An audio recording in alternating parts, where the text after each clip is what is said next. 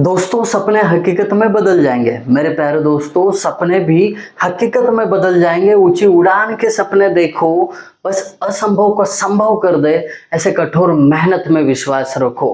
तो चलिए दोस्तों, अपना तो हमेशा भरोसा रहता है अपनी कठोर मेहनत पे। ऐसे ही आज मेहनत करेंगे हम किस टॉपिक पे? Design steps for share enforcement. वो भी बैठ के आराम से अपने अपने घर, और आपके साथ रहेंगे आपके अपने अविनाश सर। तो देर किस बात की है, फटाफट शुरू कर देते हैं आज का लेक्चर। तो चलिए दोस्तों, फटाफट हम क्या समझेंगे आज के लेक्चर में? एक इम्पोर्टेंट टॉपिक जिसका नाम है design steps for share enforcement. बहुत ही इंपॉर्टेंट ये लेक्चर होने वाला है, तो आप स्टार्ट से लेकर एंड तक जरूर बने रहिए। और एक जरूरी बात, अगर आपने अभी तक चैनल को सब्सक्राइब नहीं किया है तो फटाफट कर दीजिए, शायद हो भी गया होगा। आइए मैं लेके चलता हूँ आपको शेयर एनफोर्समेंट के डिजाइन स्टेप पे। सबसे पहला स्टेप, फैक्टर्ड शेयर फोर्स निकालना होता है आपको। तो वो कैसे निकालते हैं? तो वो पहले डिनोट किया जाता है VU से, फैक्टर्ड शेयर फोर्स। वो WU इंटू L अपॉन 2 से निकाला जाता है। अब यहाँ पे WU क्या है, आप वेयर करके लिख सकते हो, फैक्टर्ड लोड है। डन, पहली स्टेप खत्म। अब दूसरे स्टेप पे आते हैं। आपको यहाँ पे नॉमिनल शेयर स्ट्रेस निकालना है। अब nominal shear stress tau V से डिनोट किया जाता है। फॉर्मूला है उसका VU अपॉन BD।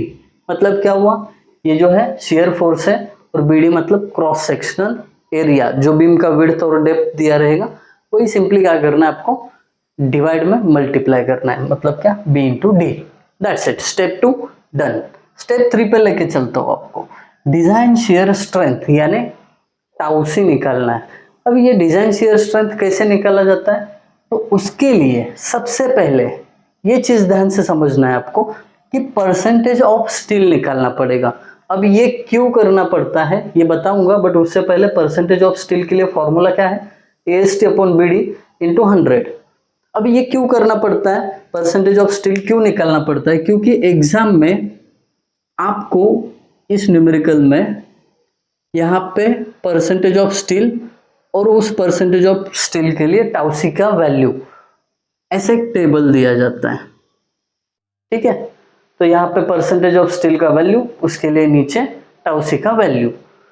तो ये आपको टाउ C निकालने के लिए परसेंटेज ऑफ स्टील जरूरी है। तो क्या होता है, परसेंटेज ऑफ स्टील यहाँ पे दिया हो और वही वैल्यू आ गया तो बढ़िया है, बट मोस्टली क्या होता है, समझो यहाँ पे 1 है परसेंटेज ऑफ स्टील, 2 है, 3 है, बट यहाँ पे हम कैलकुलेट करेंगे ना, वो 2 कॉलम के बीच का वैल्यू आता है। समझो कि यहाँ पे 1.5 आ गया, तो ये 1 और 2 के बीच का आ गया परसेंटेज ऑफ स्टील का वैल्यू। तो इसमें इंटरपोलेशन करके आपको टाउ C का वैल्यू निकालना पड़ता है। तो ये सब काम करने के लिए फ्रॉम टेबल, मतलब कौन सा टेबल, जो एग्जाम में देते हैं ना न्यूमेरिकल में, वो वाला टेबल, उससे आपको tau C is equal to tau C1 plus tau C2 minus tau C1 upon PT2 minus PT1 into PT minus PT1, ये फॉर्मूला निकाल के क्या करना है, वैल्यू निकालना है। तो अब आपको समझा देता हूँ। आपका जो परसेंटेज ऑफ स्टील आ गया है, यहाँ पे इन बिटवीन का 1.5 आया है, तो आपके लिए ये जो 1 है ये हो गया PT1। कहाँ पे लिखा है, यहाँ पे PT1, और ये 2 जो है ये हो गया PT2। डन। और आपने जो निकाला हुआ PT है वो यहाँ पे पुट होगा। PT का बात खत्म हो गया। अब आते हैं टाउ C1 और टाउ C2 क्या होता है इस पे।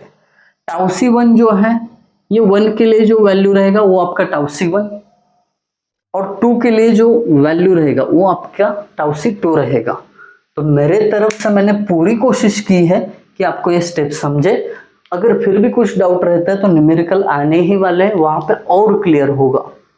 तो मुझे लगता है ये क्लियर हो गया होगा, तो ये एक्स्ट्रा का पार्ट मैं यहाँ से इरेज कर देता हूँ, ठीक है।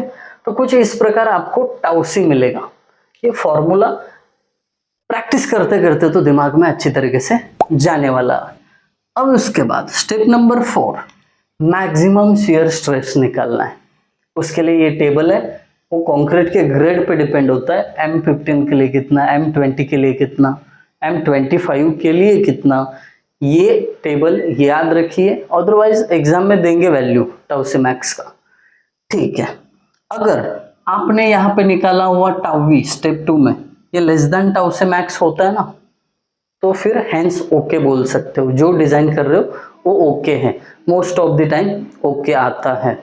नहीं आता है तो क्या करना है ये मैं न्यूमेरिकल में बता दूंगा, ठीक है। अभी यहाँ तक स्टेप नंबर 4 तक सबको क्लियर है? थोड़ी गहरी सांस ले लो, फिर छोड़ दो, फिर देखो ऊपर कि सब कुछ क्लियर है ना। तो क्लियर है भाई साहब, तो ग्रीन सिग्नल मिला। स्टेप नंबर 5 पे चलो। अब कंपेयर करना है टाउ वी विथ टाउ सी। अब पहले देखो टाउ वी किधर है, स्टेप 2 में, टाउ सी स्टेप 3 में। दोनों को क्या करना है आपको, कंपेयर करना है। क्या करना है, कंपेयर करना है। अगर मानो टाउ वी यानी ये वैल्यू इससे कम आ गया, tau v is less than tau c max, कहाँ पे गया रे, इधर है। If tau v is less than tau c, उस केस को क्या बोलते हैं हम, extra shear enforcement not required. ध्यान से देखिए इसको, टाउ वी अगर कम रहेगा टाउ सी से तो एक्स्ट्रा एनफोर्समेंट प्रोवाइड करने की कोई जरूरत नहीं है। अब उस केस में आगे फिर सम को कैसे निपटाना है, तो डिजाइन टू लेग्ड स्टिरअप्स करना है आपको। टू लेग्ड स्टिरअप्स, उसके लिए एरिया ऑफ वर्टिकल स्टिरअप्स कैसे निकालेंगे, 2 इंटू पाई बाय 4 इंटू 5 का स्क्वायर। अब यहाँ पे स्टिरअप्स के लिए अगर उन्होंने दिया है डायमीटर तो कोई बात नहीं, अगर नहीं दिया 8 mm या 10 mm दोनों में से एक वैल्यू आप चूज कर सकते हो, 8 mm और 10 mm, और उसका यूज करके आप एरिया ऑफ वर्टिकल स्टिरअप्स निकाल सकते हो। ये होने के बाद स्पेसिंग निकालो, spacing of vertical stirrups, S V is equal to 0.87 F Y S V upon 0.4 B, that's it. एक बार स्पेसिंग निकाला उसको बस चेक दे दो, चेक फॉर स्पेसिंग कितना होना चाहिए, मैक्सिमम स्पेसिंग 0.75 इंटू डी और 300 mm, which ever is less. ये निकाला हुआ, नहीं तो ये दोनों में से जो लेस रहेगा वो आप क्या करोगे, एज ए स्पेसिंग ले लोगे। यहाँ पे न्यूमेरिकल खत्म होगा। बट यहाँ पे मैंने बोला था tau v less than tau c, तब यहाँ पे न्यूमेरिकल खत्म होगा।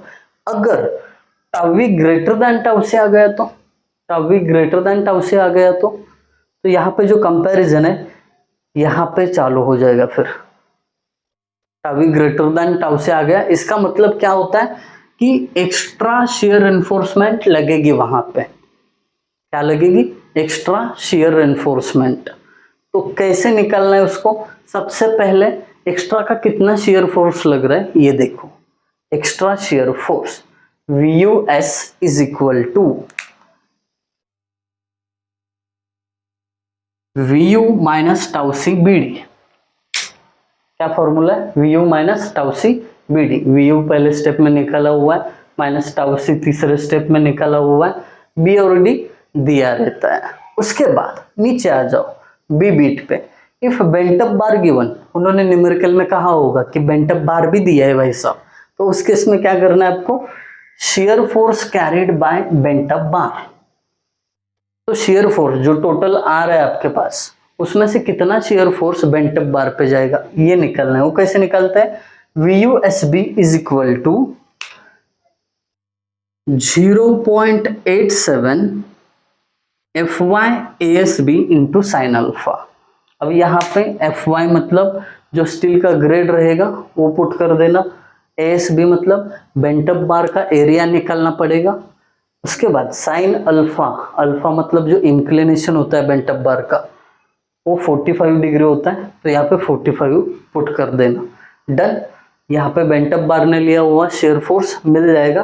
फिर उसके बाद shear force carried by vertical stirrups, जो वर्टिकल स्टिरअप्स प्रोवाइड किए जाते हैं उन्होंने कितना शेयर फोर्स कैरी किया होगा ये भी मिल जाएगा। कैसे, VUSV मतलब कितना एक्स्ट्रा का, नहीं एक minute, shear force carried by vertical stirrups, vertical stirrups ने कैरी किया हुआ shear force is equal to total shear force VUS minus bent up bar ने लिया हुआ शेयर फोर्स।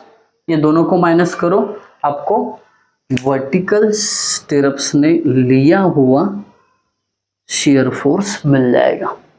बात खत्म। यहाँ पे। फिर अब लास्ट में क्या करना है, स्पेसिंग कैलकुलेशन करना है।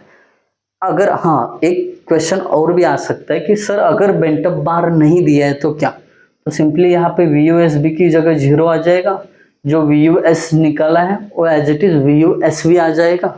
फिर स्पेसिंग निकालना है आपको। स्पेसिंग कैसे निकालते हैं, SV is equal to 0.87 FY ASV into D upon VUSV। ये फॉर्मूला, ये लेस देन होना चाहिए स्पेसिंग किसके, 0.75 टाइम्स ऑफ D और 300 mm, जो कम रहेगा वो अडॉप्ट कर देना। डन। तो ये कुछ ऐसा आपको if tau is greater than tau c आता है तो न्यूमेरिकल को फिनिश करना है। तो मेरी तरफ से मैंने पूरे एफर्ट्स लिए। आई होप आप सभी को ये डिजाइन स्टेप क्लियर हो गए होंगे कि इसमें क्या क्या करना है आपको। अगर ये अच्छे से आपको समझ में आया है तो कमेंट सेक्शन में आप कमेंट जरूर करो, अपने दोस्तों के साथ शेयर करो। Thank you guys for watching video. Thank you so much.